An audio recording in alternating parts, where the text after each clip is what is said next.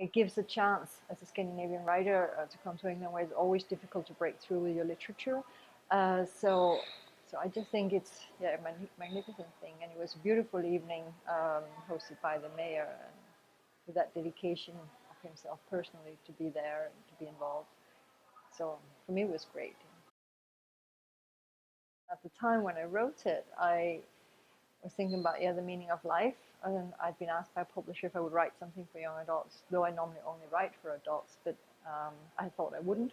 But somehow I got in my head an idea, and that was the voice of Pierre Anton, the boy who's the main character. And he said these first 4 lines of the book, that nothing matters, so it's not worth doing anything. Or nothing matters, I've known that for a long time, so it's not worth doing anything, I just found out.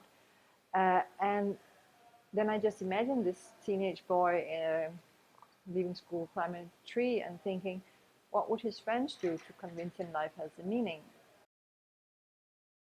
It has surprised me because I felt I wrote it in a way to an affluent audience, this boredom in this town where they can't find anything that matters. For me, I thought it was a typical, Western issue. And then that it has become such an immense bestseller, for example, in Mexico or Colombia, that surprised me. But going there now a lot, I've discussed with people, and I see that how strongly they relate to these questions, and even take it very, very seriously, and see it also as empowerment of the individual and their way of thinking. I've never heard anyone in Mexico, Colombia, or elsewhere in Latin America say, "Oh, this book should be banned," or "young people shouldn't be allowed to read it," where that's what I always heard in Northern Europe. And I think, now when I've been talking to readers there and journalists there, I realize they live so much closer to life and death.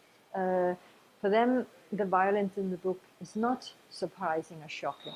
Mexico, where people get kidnapped and the fingers are cut off to send to families as a proof they have.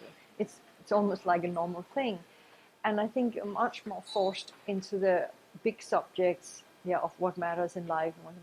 When you live that close to a potential violent death, but